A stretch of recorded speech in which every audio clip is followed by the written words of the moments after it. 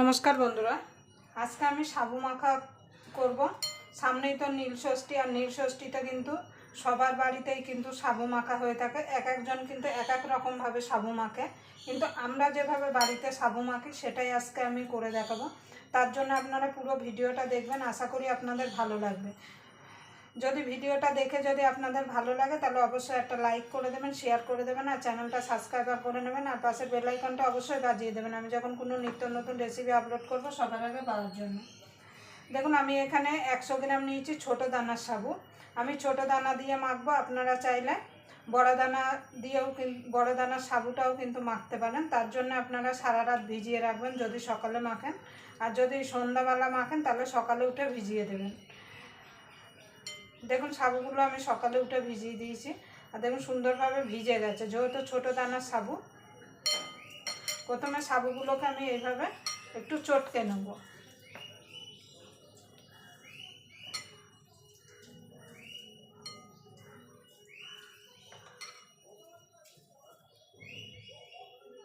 দেখুন বন্ধু, সাবুটা ভালো করে দেখুন চটকে নিয়েছি আমি।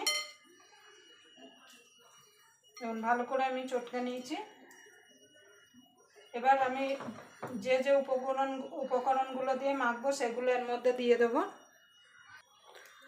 দেখুন বন্ধু, এখানে আমি কলা দিয়ে দিয়েছি, কলাটাকে আগে চটকে নেব।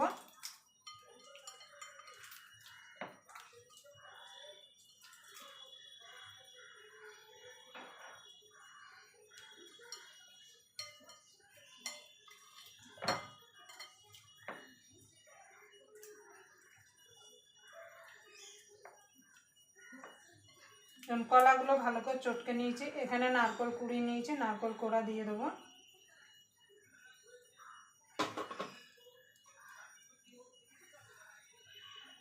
দেখুন বন্ধুরা, আখের গুড় দিয়েছি, এবার দিয়ে দেবো চিনি।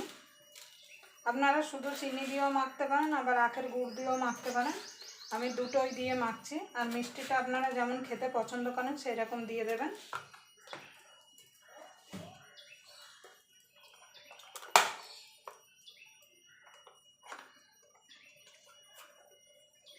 এখানে দুটো সন্দেশ ভেঙে দিয়ে দেবো।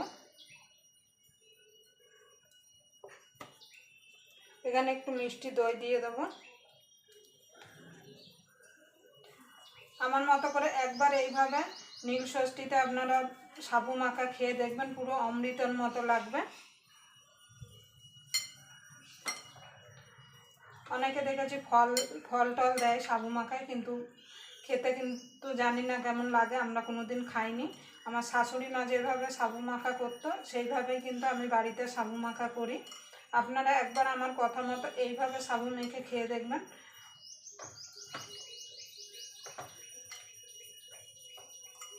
আপনারা চাইলে এর মধ্যে দুধ দিতে পারেন, কিন্তু আমি দুধ দেবো না।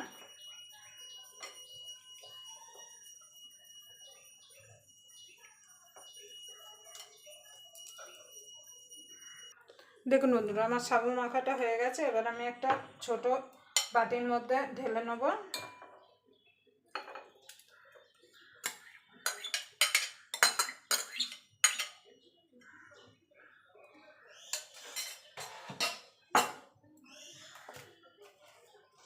এবার উপর থেকে একটা সন্দেশ এইভাবে ভেঙে দেবো।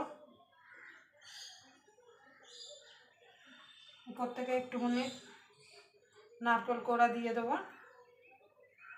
আপনারা চাইলে উপর থেকে বেদানা এইসব দিতে পারেন যদি আপনারা ফল খান।